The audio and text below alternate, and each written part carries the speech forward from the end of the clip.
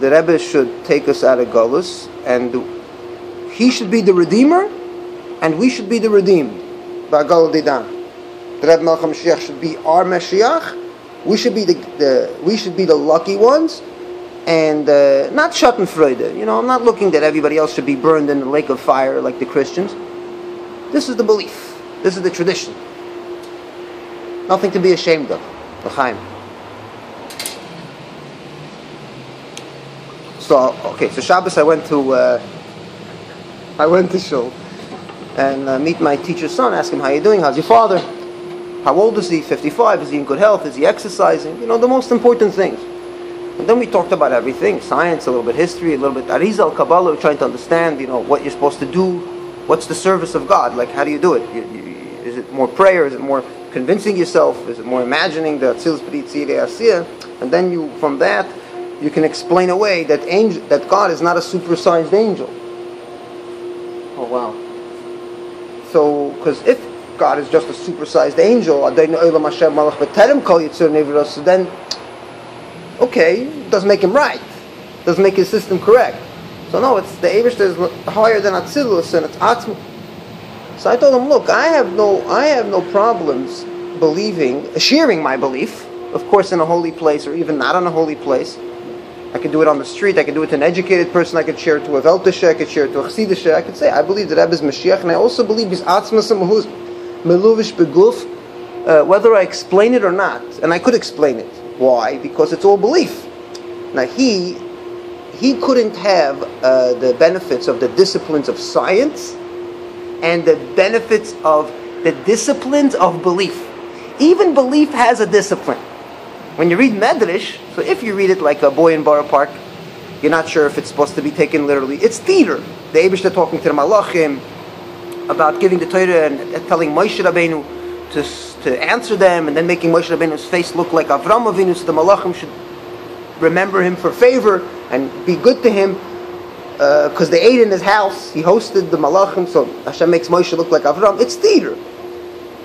So that's the discipline of belief. So don't think just science has a discipline. And history, and I told him how we know how history, what's the discipline of history, what's the discipline of going to the library and choosing a book.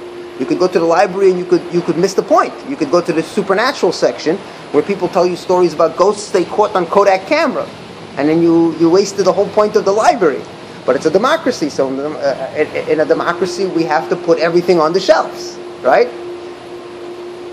So I explained to him, this is my belief. I'm a mashiachist, but I don't necessarily believe in the laboratory in a magical God. When I look into a microscope, if I would use the word God, I would have to qualify which God, what is God, how is God. Or if he's nothing, then what am I mentioning?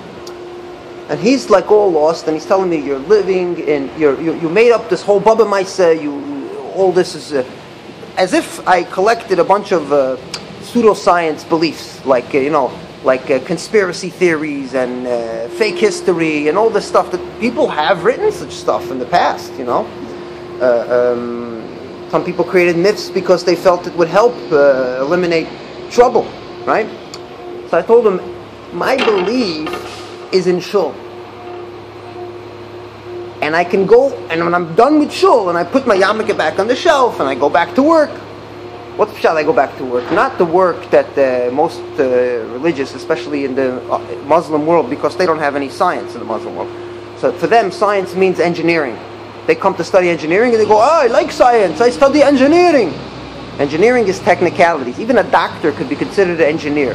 A scientist is a guy that works by the method of science. So you don't have to be a scientist to understand the method of science in your life and apply it to yourself and to your kids. Yitzavez b'banav achrav, and you'll know what's pseudoscience, what's real science,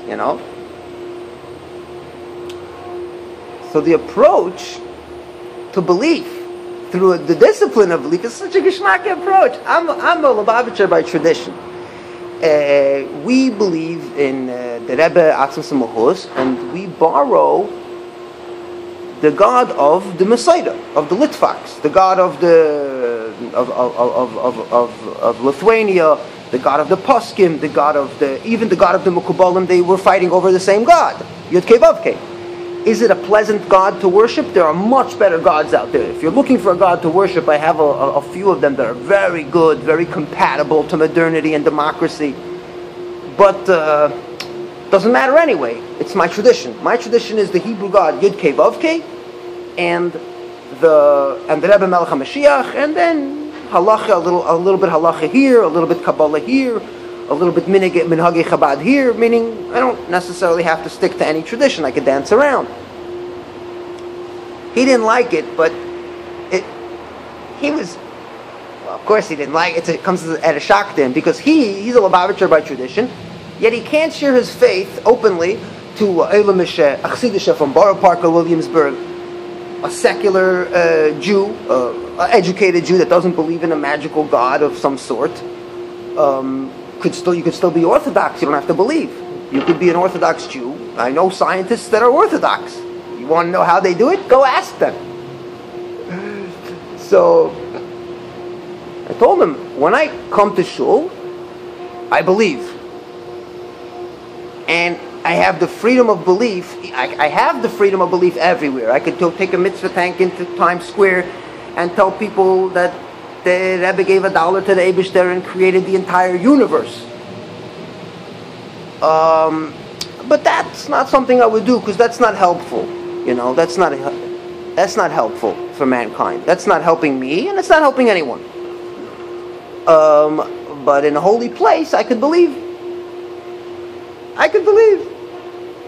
So I'm expressing my rights. I'm using it out. Why should I give up my childhood held beliefs? I remember Sudas Mashiach. I thought that Mashiach was coming. Okay, so, and I'm sitting over there. I'm 7, 8 years old. I'm in shul, and I was told that Mashiach it's a big zgula, Sudas Mashiach, and I didn't have a doubt who Mashiach was, even though it wasn't so hot. You know, the specification of who it was more of a hush thing. But I knew it's going to be the Rebbe. Didn't think it would be maybe Rav Shach or maybe Ovadia Yosef. Or maybe Einstein, because Einstein could be a Gashmistic in Mashiach, you know, minimize pain and prolong life and minimize suffering. Science, right? He's a hero. He's not a prophet. In science, we don't have prophets. We have heroes. We don't date back to Einstein's 1915 writings to resolve a problem. Any proper graduate student knows more than Einstein, because we've learned. So you don't, but in religion, you go back to texts. You read what the Ksavim, and that's how you resolve something, right? So my belief in the Rebbe as Mashiach is not a historical belief. Is it compatible with history? No, never will be. Is it compatible with science? Could the Rebbe affect in the laws of physics? No, not B'chaim Chayusay, and not Yasim B'chayoi after his, It's never happened. No evidence. No historical evidence to that. Is it compatible with halacha? The poskim, safe to say, absolutely not. The Jews were never in favor of messiahs, because any messiah that they would produce, if you look back, would be a false messiah. So I explained this to him. I said, according to halacha, you can't make a messiah, because you're going to make a messiah, and then it's going to be time and then tragedy, and then tragedy plus time is comedy. And you're going to make a churban in Am Yisrael, and the poskim are the ones who decide what goes and what doesn't go. They choose what the religion is, right? So it's not. My belief is not I'm not claiming that according to halacha it's okay. I'm not finding rayas in Gemara, because there's enough rayas to the opposite. I'm not finding rayas in science or history. It's my personal belief, and I have the right to be a mashiachist my whole life. And I could explain it to a secular person. I could explain it to an educated person. I could explain it to an Eilam Mishe. This is the discipline of belief. It's a magical thinking thing. It doesn't have to make sense. It doesn't have to exist in this natural world. There is nothing supernatural in science. The word supernatural doesn't make sense. Even if it's natural, you could find it. Everything is natural. things that couldn't be explained, now explained with a microscope. You know. He finished off by, first he asked me, why are you saying all this? Why are you telling me all this? As if all of a sudden information is a problem for him. I could have read him 2 pages of Gemara, it wouldn't bother him. If I would just open up a Gemara and go, and Tachas is not closed on Shabbos, he wouldn't ask me, why are you telling me this? Because this is a form of worship. Read this bullshit, you know? I gave him everything he needed, coming from a long time of bad education based on bad evidence. You understand? So he asked why, and then he tells me it's all based on taivas. Yeah, some Christians have this concept of atheists just want to sin. So I told him, listen, if I want to do a bank job, I want to rob a bank, so I just stop believing in cops, because I know there's a Dunkin' Donuts down the block, and the stadies are on the highway, and it's not going to work out. So the only way I can do my bank job is when I stop believing in cops. You know? Or when I drive my car and I'm low on gas, I stop believing in gas. I stop believing in the consequences, and then I could drive. So he said that it's all taivas. So I said, well, I didn't answer that, because that's he'll figure it out himself. That's not what we need to, you see someone, you need to give him the essential. Essential is the method of science. He needs to know. I didn't, no, that I want to sin. I told him I can never live up to King Solomon's taivas. You know what I mean? I don't think I'll ever need more than 700 concubines, and I think one God is enough for me. I don't need Avodah Zarah spread around Yerushalayim. So I'm never gonna, even if I want to be a Baal Taiva, and I don't think the Torah blocks out our taivas. You could be the most unsympathetic human being and live out a beautiful religious life. You could be the biggest gluttonous bastard and live out a beautiful religious life. It's all set up for you. The Torah is not all about prolonging life, minimizing suffering, looking for empathy, giving rights to women, guides to good advice raising children. The Torah is written by people who had to secure their lifestyle, and probably was written by the leaders in an undemocratic fashion. Not probably. By me, it's not even a suffix, a respects fake. It's priests over the people. It wasn't written by women. It wasn't written by poor people. It wasn't written by the outcasts. It wasn't written by the freethinkers. It wasn't written by the democratic, sympathetic moralists. It's bad advice. He gives me this thing with Matan Torah being historic. I told him, even if it was historic and the magical, your God is the thunder, the volcano God on top of the mountain, the Kulei Ashan and all that, the laws are not the most perfect laws.